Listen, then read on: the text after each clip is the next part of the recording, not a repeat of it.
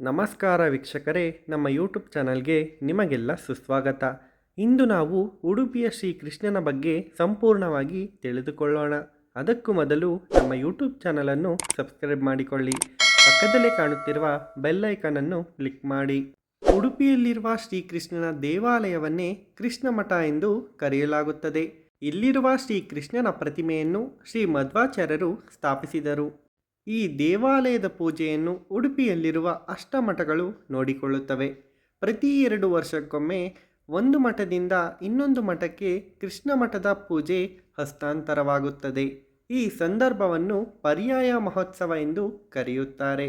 ಇದನ್ನು ಅತಿ ವೈಭವದಿಂದ ಆಚರಿಸಲಾಗುತ್ತದೆ. ಒಮ್ಮೆ ಪರ್ಯಾಯ ಪೂರಿಸಿದ ಮಠಕ್ಕೆ ಮತ್ತೊಮ್ಮೆ ಕೃಷ್ಣ ಮಠದ ಪೂಜೆಯ ಅಧಿಕಾರ ಸಿಗಲು 14 ವರ್ಷಗಳು ಹಿಡಿಯುತ್ತವೆ. ಶ್ರೀ ಮಧ್ವಾಚಾರ್ಯರು ಪ್ರಾರಂಭಿಸಿದ ಈ ಪದ್ಧತಿ ಇವತ್ತಿನವರೆಗೂ ಚಾಚೂ ತಪ್ಪದೆ ಮುಂದುವರೆದುಕೊಂಡು ಬಂದಿದೆ. ಕೃಷ್ಣ ಮಠದ ಪ್ರಾಂಗಣದಲ್ಲಿ ಮುಖ್ಯ ಪ್ರಾಣ, ಗರುಡ, ಸುಬ್ರಹ್ಮಣ್ಯ ಮತ್ತು ನವಗ್ರಹ ಗುಡಿಗಳಿವೆ. ಹಾಗೇನೇ ಇದರ ಇತಿಹಾಸವನ್ನು ನೋಡುವುದಾದರೆ, ಉಡುಪಿಯ ಕೃಷ್ಣನನ್ನು ದ್ವಾಪರ ಯುಗದಲ್ಲಿ ದ್ವಾರಕೆಯ ರುಕ್ಮಿಣಿ ಪೂಜಿಸುತ್ತಿದ್ದಳು. ದೇವಿ ರುಕ್ಮಿಣಿಯು ಪೂಜಿಸಿದ ಶ್ರೀ ಕೃಷ್ಣನ ಒಂದು ಮೂರ್ತಿ ದೇವಿ ಶಿಲ್ಪಿಯಾದ ವಿಶ್ವಕರ್ಮನಿಂದ ರಚಿಸಲ್ಪಟ್ಟಿತ್ತು. ಶ್ರೀ ಕೃಷ್ಣ ಮಠವನ್ನು ವೈಷ್ಣವರ ಸಂತ ಜಗದ್ಗುರು ಶ್ರೀ ಮಧ್ವಾಚಾರ್ಯರು 13ನೇ ಶತಮಾನದಲ್ಲಿ ಸ್ಥಾಪಿಸಿದರು. ಇವರು ದ್ವೈತ ವೇದಾಂತ ಶಾಲೆಯ ಸ್ಥಾಪಕರು ಕೂಡ ಆಗಿದ್ದಾರೆ. ಮಧ್ವರಿಗೆ ಗೋಪಿಚಂದನದಲ್ಲಿ ಶ್ರೀ ಕೃಷ್ಣನ ವಿಗ್ರಹ ಸಿಕ್ಕಿತೆಂಬ ನಂಬಿಕೆ ಇದೆ. ತಮ್ಮ ತಂತ್ರಾಸಾರ ಸಂಗ್ರಹದಲ್ಲಿ ಮಧ್ವರೇ ಹೇಳಿರುವ ಹಾಗೆ ಶ್ರೀಕೃಷ್ಣನ ವಿಗ್ರಹವು ಪಶ್ಚಿಮಾಭಿಮುಖವಾಗಿತ್ತು. ಅಷ್ಟಮಠಗಳಲ್ಲಿಯೂ ಕೂಡ ದೇವರ ವಿಗ್ರಹವು ಪಶ್ಚಿಮಕ್ಕೆ ಮುಖ ಮಾಡಿದ ಹಾಗಿದೆ.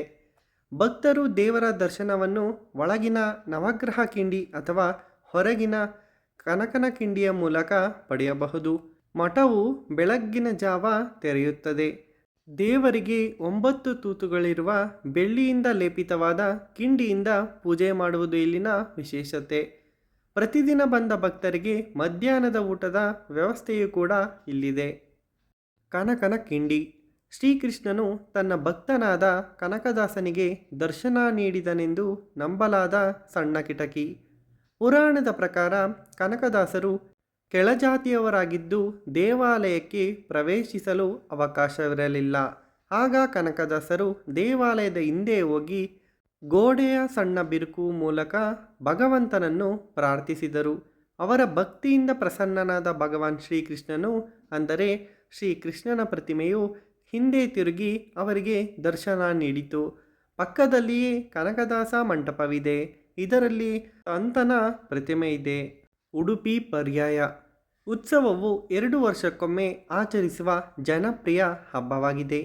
ಪರ್ಯಾಯ ಉತ್ಸವದಲ್ಲಿ ಉಡುಪಿಯ ಅಷ್ಟಮಠಗಳು ದೇವಾಲಯದ ನಿರ್ವಹಣೆಯನ್ನು ಒಂದು ಮಠದಿಂದ ಇನ್ನೊಂದು ಮಠಕ್ಕೆ ವರ್ಗಾವಣೆ ಮಾಡುತ್ತದೆ. ಪರ್ಯಾಯ ಉತ್ಸವದ ಆಚರಣೆಗಳು ಮುಂಜಾನೆಯಿಂದಲೇ ಪ್ರಾರಂಭವಾಗುತ್ತದೆ. ದೇವಾಲಯದ ನಿರ್ವಹಣೆಯನ್ನು ವಹಿಸಿಕೊಳ್ಳುವವರು ಮಠದ ಸ್ವಾಮೀಜಿಗಳು ಪುಷ್ಕರಣಿಯಲ್ಲಿ ಪವಿತ್ರ ಸ್ನಾನ ಮಾಡಿ ಶ್ರೀ ಕೃಷ್ಣನ ದೇವಸ್ಥಾನಕ್ಕೆ ಪಲ್ಲಕ್ಕಿಯಲ್ಲಿ ಸಾಗುತ್ತಾರೆ. ಮೆರವಣಿಗೆ ಮತ್ತು ಸಾಂಸ್ಕೃತಿಕ ಪ್ರದರ್ಶನಗಳು ಜೋರಾಗಿರುತ್ತವೆ. ಶ್ರೀ ಕೃಷ್ಣನ ದೇವಸ್ಥಾನದಲ್ಲಿ ನಿರ್ವಹಣೆಯನ್ನು ಹಸ್ತಾಂತರಿಸಬೇಕಾದ ಪ್ರಸ್ತುತ ಸ್ವಾಮೀಜಿಗಳು ಅನೇಕ ಆಚರಣೆಗಳನ್ನು ಮಾಡುತ್ತಾರೆ ಮತ್ತು ದೇವಾಲಯದ ಕೀಲಿಗಳು, ಅಕ್ಷಯ ಪಾತ್ರೆ ಮತ್ತು ಇತರ ಪೂಜಾ ಸಾಮಗ್ರಿಗಳನ್ನು ನೀಡಿ ಅಧಿಕಾರ ಹಸ್ತಾಂತರಿಸುತ್ತಾರೆ. ಉತ್ಸವದಲ್ಲಿ ಪಾಲ್ಗೊಳ್ಳುವ ಭಕ್ತರ ಅನುಕೂಲಕ್ಕಾಗಿ ಸಾರ್ವಜನಿಕ ಸೇವೆ ಮತ್ತು ದರ್ಬಾರನ್ನು ನಂತರ ನಡೆಸಲಾಗುತ್ತದೆ. ಹಾಗೆಯೇ ಕೃಷ್ಣ ಮಠದಲ್ಲಿ ನಡೆಯುವ ಆಚರಣೆಗಳ ಕುರಿತು. ಆಚರಣೆಗಳು ಪರ್ಯಾಯ ಉತ್ಸವದ ಸಮಯದಲ್ಲಿ ಉಡುಪಿ ನಗರವು ಅತ್ಯುತ್ತಮವಾಗಿ ಶೃಂಗಾರಿಸಿಕೊಂಡು ಮಧುವಣಗಿತ್ತಿಯಂತೆ ಕಾಣುತ್ತದೆ. ಪರ್ಯಾಯ ಉತ್ಸವ ಅಂಗವಾಗಿ ಹಲವಾರು ಶಾಪಿಂಗ್, ಆಹಾರ ಉತ್ಸವ ಮತ್ತು ಮನರಂಜನಾ ಕಾರ್ಯಕ್ರಮಗಳು ಸಂದರ್ಶಕರಿಗೆ ಲಭ್ಯವಿರುತ್ತದೆ. ಪರ್ಯಾಯದ ಇತಿಹಾಸ. ಶ್ರೀ ಮಧ್ವಾಚಾರ್ಯರು ಉಡುಪಿಯಲ್ಲಿ ಶ್ರೀಕೃಷ್ಣನನ್ನು ಪ್ರತಿಷ್ಠಾಪಿಸಿದ ನಂತರ ಅದರ ಪೂಜೆಯ ಅಧಿಕಾರವನ್ನು ಕೂಡ ತಮ್ಮ ಪರಂಪರೆಯ ಯತಿಗಳಿಗೆ ನೀಡಿದರು. ಕೃಷ್ಣ ಮಠದ ಪೂಜಾನುಷ್ಠಾನಗಳನ್ನು ಮಧ್ವ ಪರಂಪರೆಯ ಯತಿಗಳು ನಡೆಸಿಕೊಂಡು ಬರುತ್ತಿದ್ದಾರೆ.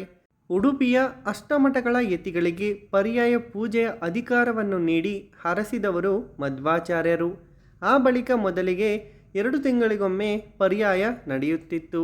ಅದನ್ನು ಮುಂದೆ ಸೋದೆ ಮಠಾಧೀಶರಾಗಿದ್ದ ಶ್ರೀ ವಾದಿರಾಜ ತೀರ್ಥರು 2 ವರ್ಷಗಳ ಅವಧಿಗೆ ವಿಸ್ತರಿಸಿದರು. ವಾದಿರಾಜ ಯತಿಗಳ ಕಾಲದಿಂದ ಇಲ್ಲಿಯವರೆಗೆ 251 ಪರ್ಯಾಯಗಳನ್ನು, ಅಂದರೆ 500 ವರ್ಷಗಳು ಕಂಡಿದೆ ಉಡುಪಿ ಎಂದು ಹೇಳುತ್ತಾರೆ. ಅನ್ನದಾನದ ಪ್ರಾಮುಖ್ಯತೆ. ಶ್ರೀಕೃಷ್ಣನ ದೇವಸ್ಥಾನಕ್ಕೆ ಆಗಮಿಸುವ ಪ್ರತಿಯೊಬ್ಬ ಭಕ್ತರಿಗೂ ಇಲ್ಲಿ ಅನ್ನದಾನದ ವ್ಯವಸ್ಥೆ ಇರುತ್ತದೆ. ದೇವಾಲಯದಲ್ಲಿ ನಡೆಯುವ ಬ್ರಹ್ಮರಥೋತ್ಸವ. 250 ವರ್ಷಗಳಷ್ಟು ಹಳೆಯದಾದ ರಥವನ್ನು ವಿಶ್ವವಲ್ಲಭ ತೀರ್ಥರು ತಮ್ಮ ಪರ್ಯಾಯದ ಅವಧಿಯಲ್ಲಿ 1.5 ಕೋಟಿ ರೂಪಾಯಿ ವ್ಯಯಿಸಿ ಸಿದ್ಧಪಡಿಸಿದ್ದರು. ರಥವನ್ನು ನವೀಕರಣ ಮಾಡುವ ಯೋಜನೆಗಳನ್ನು ಶ್ರೀಗಳು ಕೈಗೆತ್ತಿಕೊಂಡಾಗ ಬಹುತೇಕ ರಥವು ಶಿಥಿಲಗೊಂಡಿತ್ತು. ಹಾಗಾಗಿ ನೂತನವಾಗಿಯೇ ಶ್ರೀಗಳು ರಥವನ್ನು ನಿರ್ಮಿಸಿ ಶ್ರೀಕೃಷ್ಣನಿಗೆ ಅರ್ಪಿಸಿದರು. ಗೋಪಾಲ ಆಚಾರ್ಯ ನೇತೃತ್ವದಲ್ಲಿ 50ರಿಂದ 60 ಜನರ ತಂಡ ರಥವನ್ನು ನವೀಕರಣಗೊಳಿಸಲು ಕೆಲಸದಲ್ಲಿ ತೊಡಗಿಕೊಂಡಿದ್ದರು. ತೆಪ್ಪೋತ್ಸವ ಭಾಗವಾಗಿ ನಡೆಯುವ ಚೂರ್ಣೋತ್ಸವದಲ್ಲಿ ಒಂದು ರಥವನ್ನು ಮಾತ್ರ ಎಳೆಯುವ ಪದ್ಧತಿ ಇದೆ. ಅಂದರೆ ಅದೇ ಬ್ರಹ್ಮರಥವಾಗಿರುತ್ತದೆ. ಬ್ರಹ್ಮರಥವನ್ನು ಎಳೆಯಲು ಸಾವಿರಾರು ಭಕ್ತರು ರಥಬೀದಿಯಲ್ಲಿ ಸೇರುತ್ತಾರೆ. ಗರುಡ ಪ್ರದಕ್ಷಿಣೆ ಹಾಕುವ ವೇಳೆ ಭಕ್ತರು ಗೋವಿಂದ ಗೋವಿಂದ ಎಂದು ಉದ್ಗರಿಸುತ್ತಾರೆ. ಇದಾದ ನಂತರವಷ್ಟೇ ರಥದ ಮುಂದೆ ಇಡುಗಾಯಿಯನ್ನು ಸ್ವಾಮೀಜಿಗಳು ಒಡೆದು ನಂತರ ರಥವನ್ನು ಎಳೆಯಲು ಪ್ರಾರಂಭಿಸಲಾಗುತ್ತದೆ. ಶ್ರೀ ಮಧ್ವಾಚಾರ್ಯರು ಸ್ಥಾಪಿಸಿದ ಅಷ್ಟಮಠಗಳು. ಉಡುಪಿಯ ಅಷ್ಟಮಠಗಳೆಂದರೆ ಪೇಜಾವರ ಮಠ, ಅದಮಾರು ಮಠ, ಕೃಷ್ಣಪುರ ಮಠ, ಪುತ್ತಿಗೆ ಮಠ, ಶಿರೂರು ಮಠ, ಸೋದೆ ಮಠ, ಕಾಣಿಯೂರು ಮಠ, ಪಲಿಮಾರು ಮಠ. ನೋಡಿದಿರಲ್ಲ ವೀಕ್ಷಕರೇ, ಇಂದು ಉಡುಪಿಯ ಶ್ರೀಕೃಷ್ಣನ ಬಗ್ಗೆ ಹಾಗೂ ಶ್ರೀಕೃಷ್ಣ ದೇವಸ್ಥಾನದ ಕುರಿತು ಮಾಹಿತಿ. ವಿಡಿಯೋ ಇಷ್ಟವಾದಲ್ಲಿ ನಮ್ಮ ಯೂಟ್ಯೂಬ್ ಚಾನಲನ್ನು ಸಬ್ಸ್ಕ್ರೈಬ್ ಮಾಡಿಕೊಳ್ಳಿ. ಹಾಗೆಯೇ ಈ ವಿಡಿಯೋವನ್ನು ಲೈಕ್ ಮಾಡಿ ಮತ್ತು ಶೇರ್ ಮಾಡಿ. ವಿಡಿಯೋ ನೋಡಿದ್ದಕ್ಕಾಗಿ ಧನ್ಯವಾದಗಳು. Thanks for watching.